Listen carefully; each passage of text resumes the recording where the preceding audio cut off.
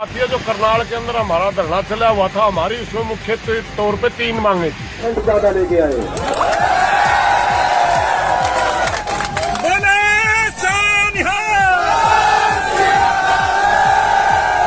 थी कि एसडीएम के ऊपर कार्रवाई हो, एसएचओ के ऊपर कार्रवाई हो, या पुलिस वालों के ऊपर जो भी जिन्होंने सीधी लाठियां मारी उनके ऊपर कार्रवाई हो। आप देख रहे हैं हरियाणा 36 लाइव, 36 बिरादरी की आवाज।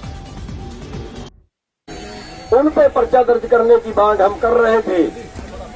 हमने कल अपने वकीलों की मीटिंग की थी, हमारे वकील साहिबान हमारे साथ में हैं, तो उन्होंने एक राय दी थी कि अगर प्रशासन पर्चा दर्ज करता है तो उसकी जांच भी थानेदार ही करेगा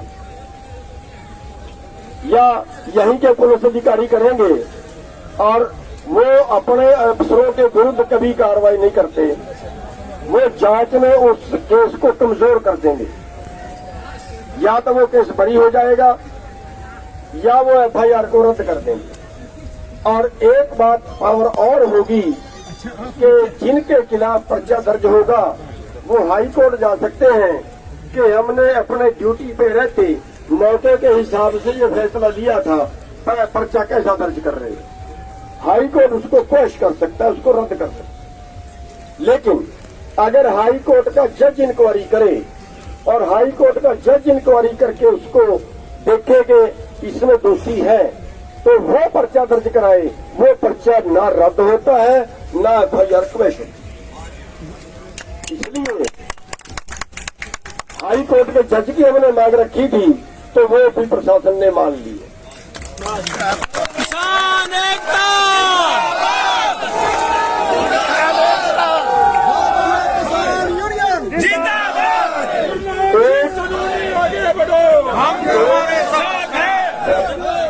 एक हमने मांग रखी थी कि उसको या तो हरियाणा से बाहर भेज दिया जाए या उसको सस्पेंड कर दिया जाए। उसमें प्रशासन सरकार ने मजबूरी ये दिखाई थी कि जो आईएएस लॉबी है उनकी भी कुछ संगठन है और वो हमारे लिए परेशानी खड़ी कर रहे हैं, तो उसका हालिया निकाला है।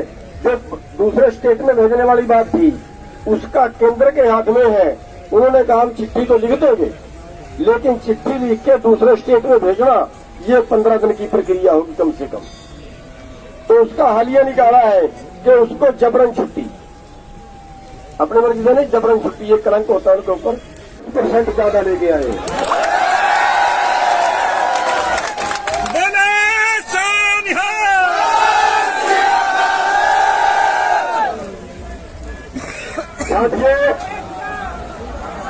बहुत गरीब है, परिवार बहुत गरीब है, केवल 1.5 किला है उसके पास। और सबसे बड़ी बात यह थी कि जब से आंदोलन चला वो एक दिन भी गैर हाजिर नहीं रहा।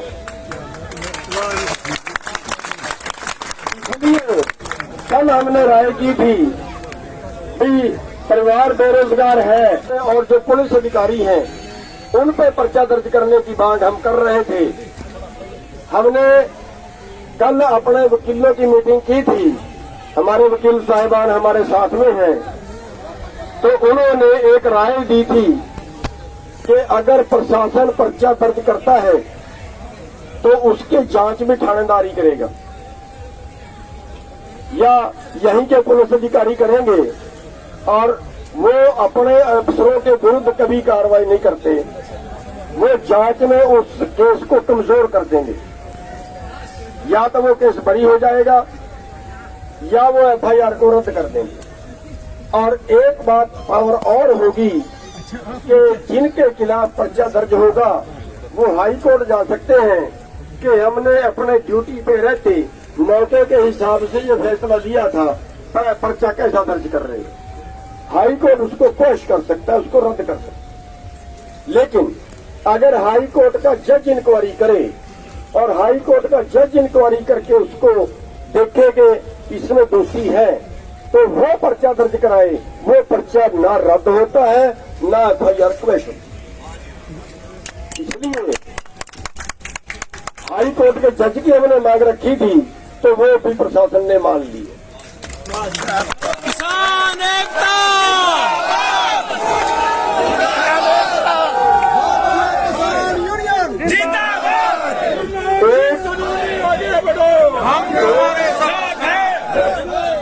एक हमने मांग रखी थी कि उसको या तो हरियाणा से बाहर भेज दिया जाए या उसको सस्पेंड कर दिया जाए।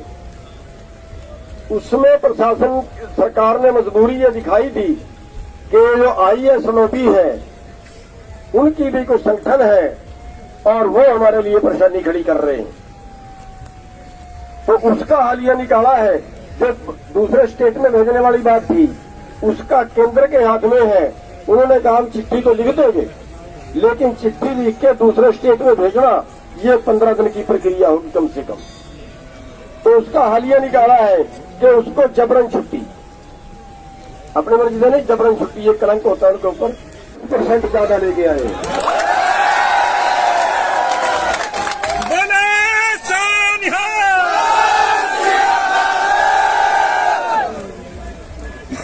साथियों, बहुत गरीब है, परिवार बहुत गरीब है, केवल 1.5 किला है उसके पास। और सबसे बड़ी बात यह थी कि जब से आंदोलन चला वो एक दिन भी गैर हाजिर नहीं रहा। इसलिए कल हमने राय की थी कि परिवार बेरोजगार है और जो क्या क्या बातें हुई आज? आदरणीय किसान साथियों, जो करनाल के अंदर हमारा धरना चला हुआ था, हमारी उसमें मुख्य तौर पे 3 मांगे थी। एक थी जो हमारा सुशील काजल भाई शहीद हुआ है उसको 25 लाख रुपये मुआवजा मिले और परिवार में एक नौकरी मिले। दूसरी हमारी मांग थी कि जो घायल है उनको 2-2 लाख रुपये मुआवजा मिले, जो गाड़ियां तोड़ी गई है उनको मुआवजा मिले। तीसरी हमारी मांग थी कि एसडीएम के ऊपर कार्रवाई हो, एसएचओ के ऊपर कार्रवाई हो या पुलिस वालों के ऊपर जो भी जिन्होंने सीधी लाठियां मारी उनके ऊपर कार्रवाई हो। मैं तीनों को बताता हूं। पहले जो हमारी कंपनसेशन की परिवार जो गुजरा उसका जो मुआवजा मांगा वो हमें पूरा मिला और एक की जगह 2 नौकरी हमने मिली, क्योंकि हमने पहले कहा था कि अगर आप लंबा चलाओगे तो मांग बढ़ जाएगी। दूसरी हमारी घायलों का मुआवजा पूरा हमें मिला, गाड़ियां जो टूटी हैं उसका मुआवजा पूरा मिला। तीसरी हमारी बात है एसडीएम और एसएचओ की, उनके ऊपर हमने बात करी थी FIR दर्ज करो या इसको सस्पेंड करो, मगर वकील साथी हमने राय ली, करनाल के बहुत से वकील थे उनसे राय ली। उन्होंने कहने लगे अगर FIR आप दर्ज करवाओगे तो इसके ऊपर हाईकोर्ट सटे लगा देगा, क्यों नहीं आप जुडिशियल इंक्वायरी मांगो। तो जुडिशियल इंक्वायरी में रिटायर्ड जज इंक्वायरी करेगा और फ्रेश क्या नाम है FIR दर्ज होगी। पहले जो FIR दर्ज थी वो कह रहे थे इसी के अंदर इंक्वायरी हो जाएगी, नहीं, फ्रेश FIR दर्ज होगी जांच के आधार पर। और जब तक जांच पूरी नहीं होती 1 महीने का समय के अंदर ये सारा कुछ होना है। अगर क्योंकि इंक्वायरी की इसकी समय सीमा है 1 महीने के अंदर आनी है और जब तक ये इंक्वायरी पूरी नहीं होती तब तक जबरन छुट्टी पर भेज दिया जाएगा एसडीएम। यानी हम 100% की बजाय और भी 2-4% अगर ज्यादा लगाएं आप, पूरी तरह जीता है किसान। इसलिए सभी किसान साथियों का धन्यवाद और संयुक्त मोर्चा के सभी नेताओं का भी धन्यवाद। क्या क्या बातें हुई आज? आदरणीय किसान साथियों, जो करनाल के अंदर हमारा धरना चला हुआ था, हमारी उसमें मुख्य तौर पे 3 मांगे थी। एक थी जो हमारा सुशील काजल भाई शहीद हुआ है उसको 25 लाख रुपये मुआवजा मिले और परिवार में एक नौकरी मिली। दूसरी हमारी मांग थी कि जो घायल है उनको 2-2 लाख रुपये मुआवजा मिले, जो गाड़ियां तोड़ी गई है उनको मुआवजा मिले। तीसरी हमारी मांग थी कि एसडीएम के ऊपर कार्रवाई हो, एसएचओ के ऊपर कार्रवाई हो या पुलिस वालों के ऊपर जो भी जिन्होंने सीधी लाठियां मारी उनके ऊपर कार्रवाई हो। मैं तीनों को बताता हूं। पहले जो हमारी कंपनसेशन की परिवार जो गुजरा उसका जो मुआवजा मांगा वो हमें पूरा मिला और एक की जगह 2 नौकरी हमने मिली, क्योंकि हमने पहले कहा था कि अगर आप लंबा चलाओगे तो मांग बढ़ जाएगी। दूसरी हमारी घायलों का मुआवजा पूरा हमें मिला, गाड़ियां जो टूटी हैं उसका मुआवजा पूरा मिला। तीसरी हमारी बात है एसडीएम और एसएचओ की, उनके ऊपर हमने बात करी थी FIR दर्ज करो या इसको सस्पेंड करो, मगर वकील साथी हमने राय ली, करनाल के बहुत से वकील थे, उनसे राय ली। उन्होंने कहने लगे अगर FIR आप दर्ज करवाओगे तो इसके ऊपर हाईकोर्ट सटे लगा देगा, क्यों नहीं आप जुडिशियल इंक्वायरी मांगो। तो जुडिशियल इंक्वायरी में रिटायर्ड जज इंक्वायरी करेगा और फ्रेश क्या नाम है FIR दर्ज होगी। पहले जो FIR दर्ज थी वो कह रहे थे इसी के अंदर इंक्वायरी हो जाएगी, नहीं, फ्रेश FIR दर्ज होगी जांच के आधार पर। और जब तक जांच पूरी नहीं होती, 1 महीने का समय के अंदर ये सारा कुछ होना है। अगर क्योंकि इंक्वायरी की इसकी समय सीमा है 1 महीने के अंदर आनी है, और जब तक ये इंक्वायरी पूरी नहीं होती तब तक जबरन छुट्टी पर भेज दिया जाएगा SDM। यानी हम 100% की बजाय और भी 2-4% अगर ज्यादा लगाएं, आप पूरी तरह जीता है किसान। इसलिए सभी किसान साथियों का धन्यवाद और संयुक्त मोर्चा के सभी नेता। पल पल की अपडेट के लिए हरियाणा 36 लाइव चैनल को सब्सक्राइब करें और बेल आइकन को दबाएं।